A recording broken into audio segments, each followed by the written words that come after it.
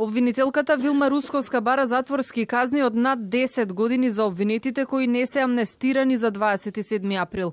Тоа е најниската казна која ја предвидува кривичниот законник за терористичко загрозување на уставниот поредок и безбедноста, дело кое до крај на процесот останува за 17 мина обвинети.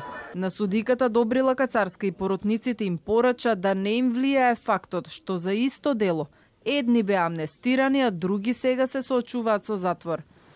Јас сум убедена дека оние се виновни. А дали судот ќе ги прогласи за виновни, ќе видиме. Додека образложуваше зошто Митко Чавков треба да биде казнет со затвор, Русковска за прв пат го откри сведочењето на заштитениот сведок, кое беше затворено за јавноста. Наредбите главно доаѓале од Никола Груевски, ги спроведувал тогашниот директор на БЈБ Чавков, кој пак му наредувал на Јане Ченто да ги онеспособи камерите внатре во собранието.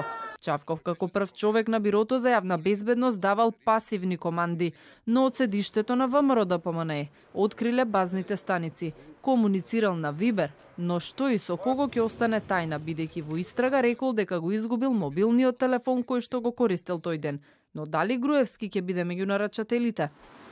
Очекувам во најкраток рок да се донесе наредба за спроведување на истрага и за организаторите.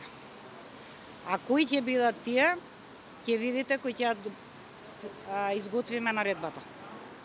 На единствениот од водачите на протестите кој не побара амнестија, Игор Дурловски, обвинителката му порача: смело што се коцкаше со неговата, но криминално е што се коцкаше со судбината на државата.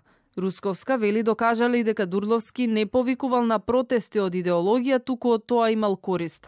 Обвинителството смета дека докажале дека Игор Јук, Ченто и лице со прекар Жабата носеле пиштоли во собранието и требало да ги убијат Заев, Манчевски и Села. Иако се амнестирани и се спасија од затвор, пратениците Муковски, Василевски и Арнаудов, секој со своето дело беше споменат во завршниот збор.